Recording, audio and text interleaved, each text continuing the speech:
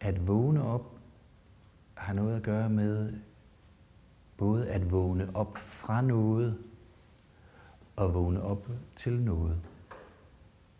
Og hvad er det så, vi vågner op fra?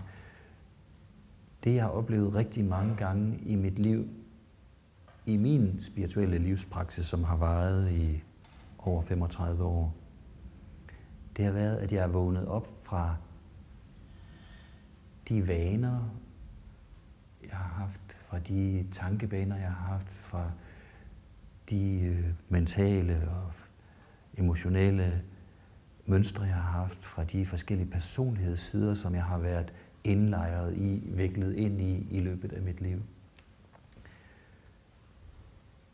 En af de første gange, jeg kan huske, hvor jeg virkelig blev vækket, det var, da jeg var en 3-24 år, der var vi nogle mennesker, som kom sådan i selvudviklingsmiljøer sammen, og vi dyrkede alt muligt, lige fra vegetarmad. Vi havde en vegetarklub til sådan drømmegrupper, og grupper, hvor vi mødtes og gav hinanden healingsmassage. Og vi lavede en masse sjove og sanselige og lækre ting sammen. Og så blev vi enige om, at nu ville vi da prøve at lave noget, der var sådan lidt mere dybde i, og måske få en eller anden til at være facilitator, gruppeleder, sådan at vi virkelig kunne komme dybere i vores personlige og spirituelle udvikling. Og så havde vi hørt om sådan en gut i Aarhus, som skulle være meget dyb og meget dygtig og sådan meget arbejde sådan meget spontant ud fra øjeblikket, og han skulle vist nok også være sådan lidt en hård hund en gang imellem, sådan i sine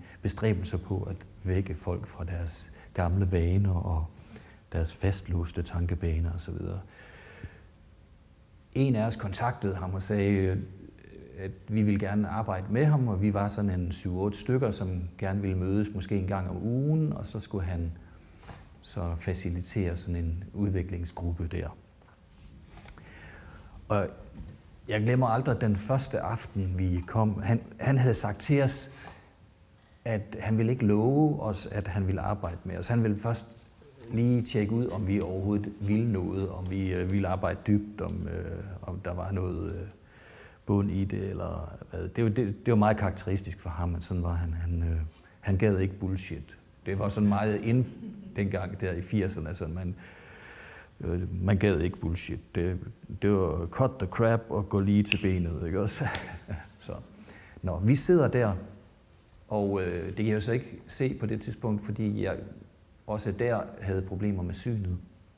Men han var iført orange tøj, og han havde en perlekæde omkring halsen med et billede af hans lærer, hans guru, ville nok nogen sige.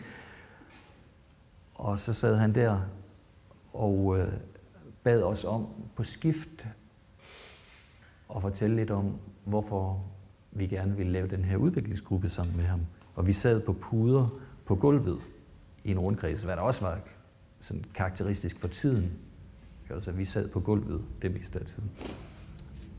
Og så, jeg tror, jeg er nummer 3 eller 4 i runden, der skal sige noget. Og jeg går i gang med at fortælle noget om, hvorfor jeg er kommet, og hvad jeg gerne vil, og jeg har da også læst en hel del bøger om spiritualitet og sådan nogle ting, og jeg var godt i gang. Og så midt i en sætning, så siger han til mig, stop, siger han. Hvad? Så siger han, kan du stå på hovedet? Og der må jeg indrømme, jeg blev sådan lidt forvirret over spørgsmålet, men jeg tænkte, det kunne jo selvfølgelig være et eller andet sådan yogisk. Så sagde jeg, ja, det kan jeg tilfældigvis godt. Og så ville jeg til at gå i gang igen. Så sagde jeg, nej, kan du stå på hovedet?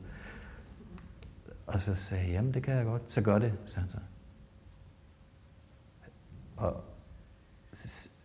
jeg er sådan lidt forvirret om, hvad mener du? Jeg mener det, sagde. Hvis du kan stå på hovedet, så stå på hovedet. Og mig op og stå på hovedet. Og jeg tænkte, nu skulle han bare se, at jeg kunne stå på hovedet.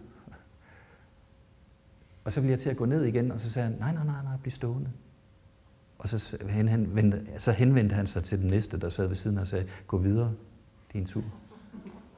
Og hver gang jeg ville til at gå ned, fordi det blev da sådan mere og mere ubehageligt at stå på hovedet, så sagde han, nej, bliv stående. Bliv stående. Og så gik runden videre, og jeg stod der, og jeg følte mig fuldstændig som en idiot. Og til sidst så kunne jeg ikke mere. Altså, man bliver rimelig ør i hovedet af at stå på hovedet, skulle jeg hilse at sige. Og så stod sådan en 7-8 minutter bare. Så jeg gik ned af mig selv, og så stoppede han det, han havde gang i, og så kiggede han på mig, og så sagde han, samtidig er det godt at opleve tingene fra en anden vinkel.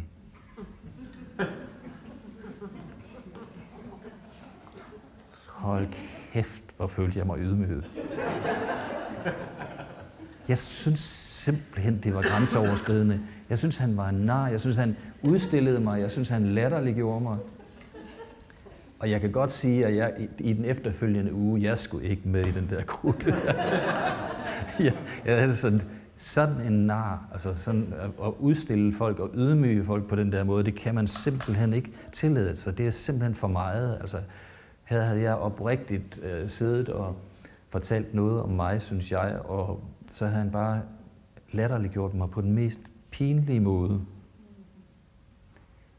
Så mit sind var fyldt med sådan rimelig vrede og indignerede følelser sådan den næste uges tid.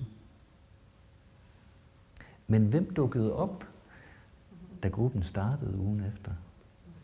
Det gjorde jeg. Og hvorfor gjorde jeg det? Fordi jeg havde fået en oplevelse af, at midt i den der ydmygelse, som jeg synes det var, der var der en eller anden underlig frihed. Det var som om, at han havde på en måde sagt til mig, du har det hele i hovedet, min ven. Og i stedet for at sige det til mig, hvilket ikke ville have virket i mit tilfælde, kan jeg godt afsløre, så demonstrerer han det for mig. Han demonstrerede for mig, at jeg var ikke sådan specielt meget i harmoni, i balance. Mit ego kunne ydmyges. Min essens ville ikke kunne ydmyges. Det vi oprindeligt er, altså vores egentlige dybeste væren, kan ikke ydmyges. Hvis jeg havde modtaget det fra væren, altså alt det jeg egentlig sad og fablede om sådan i teoretisk forstand, som alt andet end min egen erfaring, som spændende teorier om at virkelig at være i nuet, og hvad jeg nu ellers har siddet og snakket om. Hvis jeg havde været det, hvis jeg reelt havde været i det, så ville jeg have tænkt, det er sgu en lidt alternativ oplevelse, det her. Spændende. Og for øvrigt meget fedt, og lige at få genopfrisket det der med at stå på hovedet. Måske, ikke også? Kan I følge mig? Ja. Så der var noget, der opstod en form for opvågning i det der med, at han faktisk brød et mønster hos mig. Det var en ubehagelig måde at gøre det på umiddelbart, men det virkede.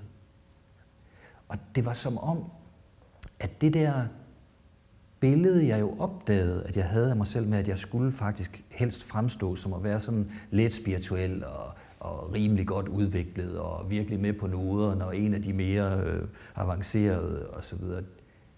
Det var bare et billede, det var bare et selvbillede. Det var ego. Ikke også? Og det opdagede jeg. Og jeg opdagede også, at midt i ydmygelsen, at der faktisk var en frihed i at være ikke en skid, altså at være en idiot. Ikke også? Altså, helt ærligt, der var en enorm frihed i det. Så for mig var det en opvågning. Virkelig en opvågning.